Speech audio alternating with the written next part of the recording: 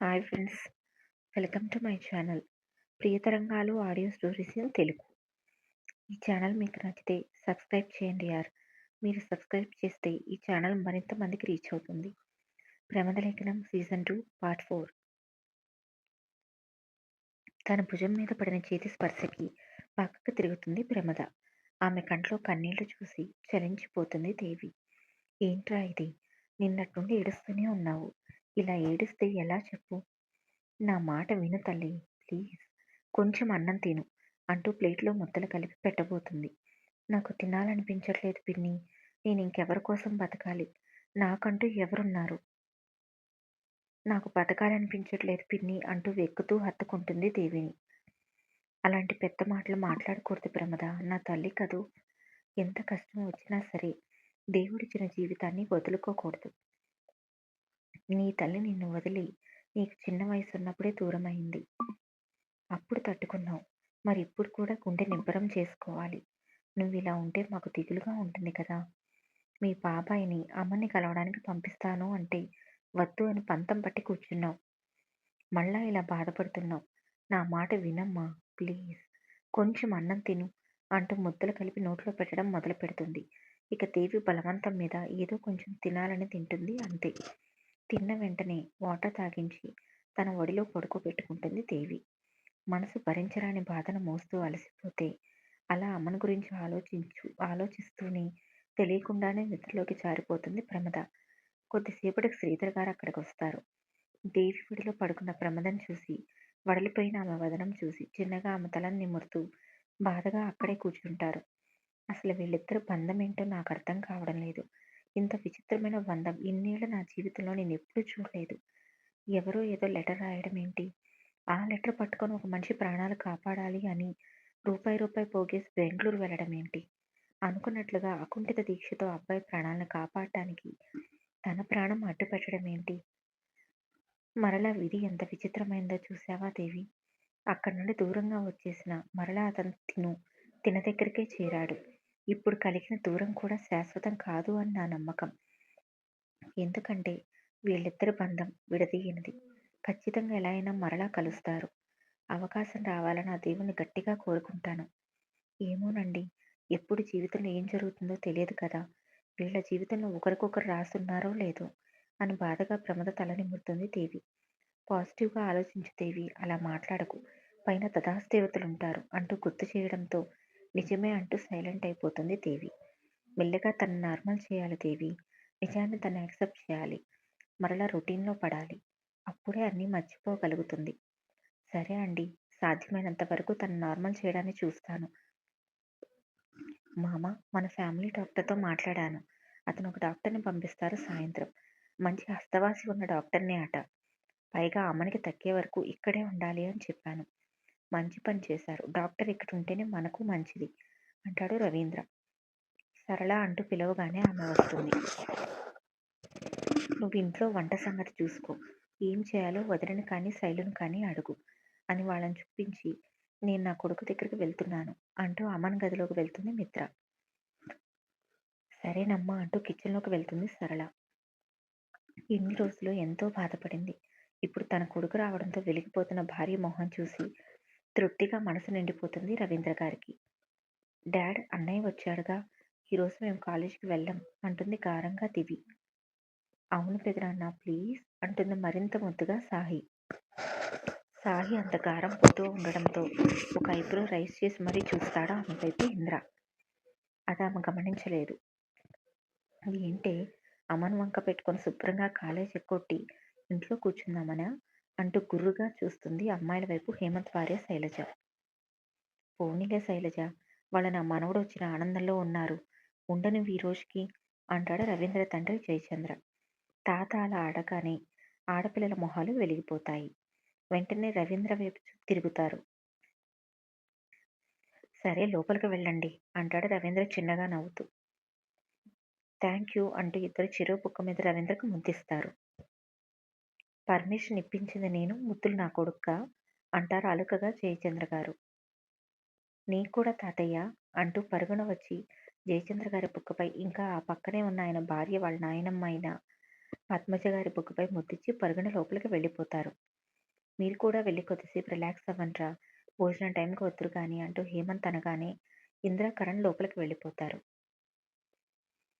ప్రసాద్‌ను కూడా వెళ్ళి రెస్ట్ తీసుకోమంటంతో తను కూడా వెళ్ళిపోతాడు తన ఇంటికి. సరళ మాత్రం వంట పనిలో ఉంటుంది. ఇప్పుడు హ్యాపీగా ఉందా నాన్న? నీ మనవడు వచ్చేసాడుగా అంటూ అడుగుతాడు రవీంద్ర. ఆ! చాలా హ్యాపీగా ఉంది రవి. ఎక్కడ నా మనవడిని చూడకుండానే వెళ్ళిపోతానేమో అని బెంగ పడిపోయానురా. ఇప్పుడు చాలా హ్యాపీగా ఉంది అంటారు జయచంద్ర గారు. ఇప్పుడు మన కుటుంబం నిండుగా ఉంది అంటూ పద్మజ గారు కళ్ళు తుడుచుకుంటారు. అమ్మా, ఇక బాధపడవద్దు. మనవాడు వచ్చేశాడు. ఇక మనం జాగ్రత్తగా ఉందాం. మన ఈ పరిస్థితికి కారణమైన వాడిని ఊరికే వదిలిపెట్టను అంటాడు కోపంగా పిడికిలి బిగించి రవీంద్ర. కొద్ది రోజులు అసలు వాడి గురించి వదిలేయండి. ఇప్పటి వరకు అమ్మని దొరకలేదని సైలెంట్గా ఉన్నాం. వాడు కొద్దిగా కోలుకునేదాకా ఆగు. ఆ తర్వాత చూద్దాం అన్న జయచంద్ర మాట విని అది కూడా నిజమే కావడంతో అంటూ తల ఊపుతాడు రవీంద్ర. సరే, అందరూ కొద్దిసేపు రెస్ట్ తీసుకోండి అనడంతో అందరూ లోపలికి వెళ్తారు. రూమ్కు వెళ్ళిన రవీంద్రకి మిత్ర కనిపించకపోవడంతో తను ఎక్కడ ఉంటుందో అర్థమై కిందికి వస్తాడు. కొడుకు ఉన్న రూమ్కి వెళ్ళిపోతాడు. మిత్ర కొడుకు మంచం మీద కూర్చొని కొడుకు వైపే చూస్తూ ఉంటుంది కదిలించకుండా. మిత్ర లోపలికి వచ్చింది అని రూమ్లో ఉన్న డాక్టర్ వెళ్ళి బయట హాల్లో కూర్చుంటాడు. తను లోపలికి వచ్చింది కూడా గమనించకుండా కొడుకు వైపు చూస్తూ ఉంటుంది ప్రేమగా. తన భుజం మీద చేయి పట్టంతో ఉలిక్కిపడి పక్కకు చూస్తుంది. ఇక ఇలా చూస్తూనే ఉంటావా?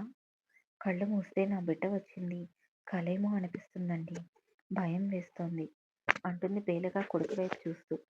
బాధగా భార్యని తన హృదయానికి హత్తుకుంటాడు రవీంద్ర. మన బిడ్డ వచ్చింది నిజమే. వాడికి ఎక్కడికి వెళ్ళడు. ఏ జన్మలో ఏ పుణ్యం చేశామో మన కొడుకు తిరిగి వచ్చాడు. ఇక మనకు ముందున్నదంతా మంచి కాలమే. వాడికి రెస్ట్ ఇవ్వుమా, పద అంటూ భార్యను తీసుకువెళ్తాడు. సాయంత్రం 5 గంటలు. అందరూ హాల్లో కూర్చుని కాఫీ తాగుతూ ఉంటారు. అమన్ మాత్రం మత్తుగా ఇంకా నిద్రపోతూనే ఉంటాడు. అతని ఆరోగ్య దృష్ట్యా ఎవరూ అతన్ని డిస్టర్బ్ చేయరు. ఎంత రెస్ట్ తీసుకుంటే అంత మంచిది అనిపిస్తుంది అందరికీ. అప్పుడే నిద్రలేచిన దివి ఫ్రెష్ అయి సాహి రూమ్కి వస్తుంది. మధ్యాహ్నం మాట్లాడటానికి కుదరలేదు కదా అని. ఇంకా నిద్రపోతున్న సాహిని చూచి హే లే అంటూ ఒక చిన్న తొడపాసం పెడుతుంది. చురుక్కుమన్న నొప్పికి లేచి కూర్చుంటుంది. అబ్బా, ఏంటి దివి, 5 అయింది, ఇక లే. మరి కొద్దిసేపు పడుకుంటా దివులు అంటూ గారంగా మంచం మీద ఒక రౌండ్ తిరిగి దివి ఒడిలో పడుకుంటుంది. చిన్నగా సాహి తల నిమురుతూ ఇప్పుడు హ్యాపీనా? దివి ఎందుకు అడిగిందో అర్థమై చాలా అంటే చాలా అంటూ దివి చేతులు పట్టుకుంటుంది. చిరునవ్వుతో చూస్తుంది సాహి వైపు. ఇంకా అంటూ అడుగుతుంది. నిజం చెప్పనా, చాలా భయపడిపోయాను. ఇంద్రగారు ఎక్కడ పెళ్లి చేసుకుని వస్తారో అని గుండె ఆగినంత పని అయింది. అసలు ఇంద్ర వాళ్ళు వచ్చి అసలు విషయం తెలిసే వరకు నా గుండె ఎంత వేగంగా కొట్టుకుందో నాకు మాత్రమే తెలుసు. ఇంద్రవద్దు, నీ మీద నాకు ఎటువంటి అభిప్రాయం లేదు అని చెప్పినప్పుడు కూడా అంత బాధపడలేదు. కళ్ళ ముందు ఉన్నాడు కదా, చూసుకుంటూ బ్రతుకుతున్నా. కానీ ఎక్కడ పెళ్లి చేసుకువస్తాడో అని మనసు ఎంతగా విలవిల్లాడిపోయిందో నాకు మాత్రమే తెలుసు.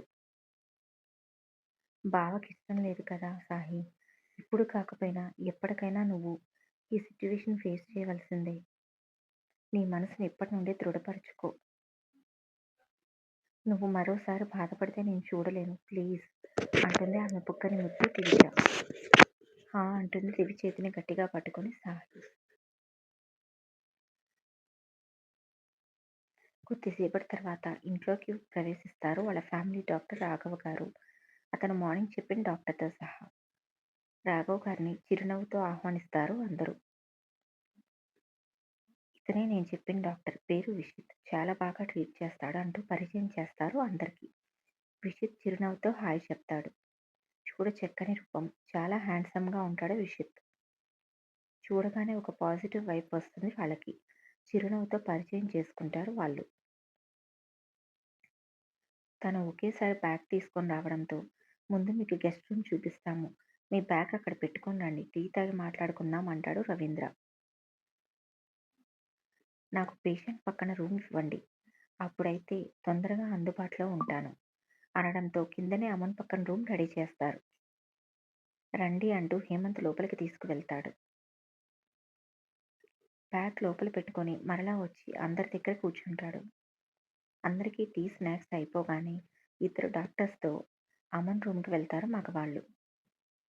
ఈ స్టోరీ నచ్చితే సబ్స్క్రైబ్ చేయండి.